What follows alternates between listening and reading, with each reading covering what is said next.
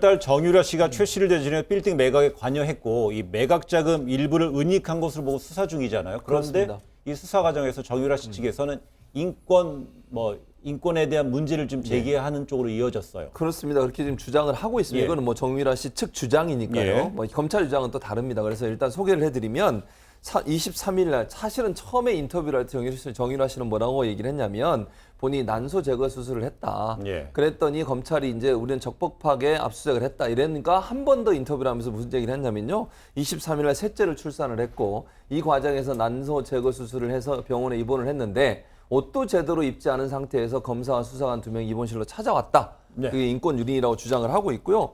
또 정유라 씨 같은 경우에 아기한테 젖을 먹어야 하니 잠시 나가달라고 부탁을 했는데 여성 수사관이 있는 데서 젖을 먹이라고 했다. 네. 너무 수치스러웠다. 이런 얘기를 했고 또 하나 이제 정유라 씨가 뭐라고 주장을 했냐면 조국 전 장관 자택 압수수색할 때는 여성 2분이 있는 집을 털었다고 논란이 됐었다. 그때도 네. 인권 유린으로. 그런데 조국 일가 수사가 인권 침해라면 저는 인권 유린을 당했다 이렇게 주장을 하고 있는데 이거는 이제 정유라 측 주장이고요.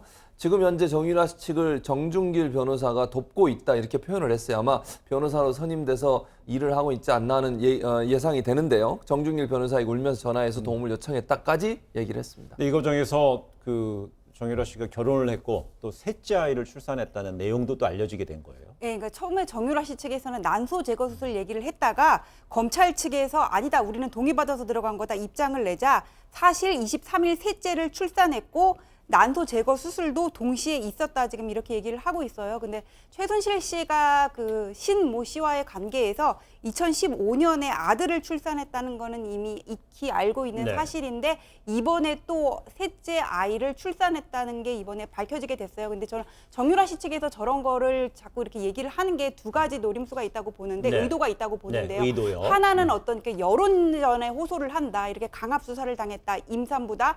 그 여성만 혼자 있는 집 병실에 수사관들이 들이닥쳤다. 이런 여론전에 호소하는 면이 있고 그다음에 저렇게 핸드폰을 압수하는 영장을 보면은 수색 장소로 그 소지자의 신체가 규정돼 있거든요. 그래서 네. 이렇게 수사관이 옆에서 검색을 외부에서 검색을 해가지고 휴대폰을 강제로 가져갈 수 있는데 아마 그 수색할 장소의 병실은 기재가 되지 않았을 거예요. 그래서 허락받지 않고 병실에 들어와가지고는 임산부에서 강제로 이렇게 휴대폰을 가져갔다 이런 취지의 주장을 함으로써 네. 강압 수사나 위법 수사를 지금 얘기를 하고 있는 것으로 보입니다. 네, 지금까지는 이제 최순실 그다음 정유라 씨 측의 주장이고요.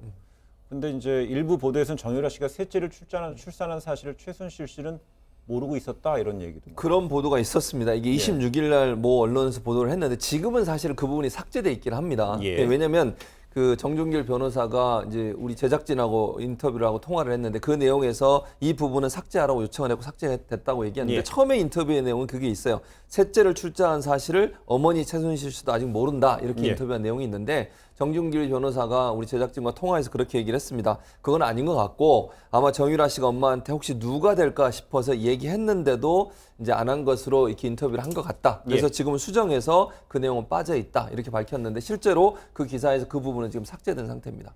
네, 관련해서요. 저희 제작진이 정유라 씨의 변호인인 정준길 변호사에게 이 주장을 좀 더 자세히 들어봤습니다.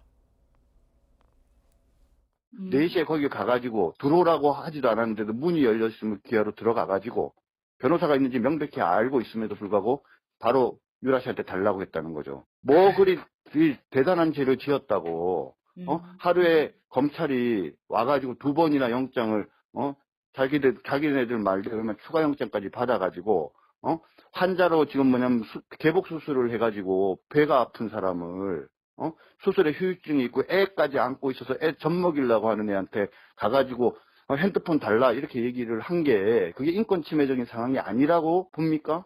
만약에 검찰이 그렇게 얘기하면 정말 제정신이 아닌 거죠.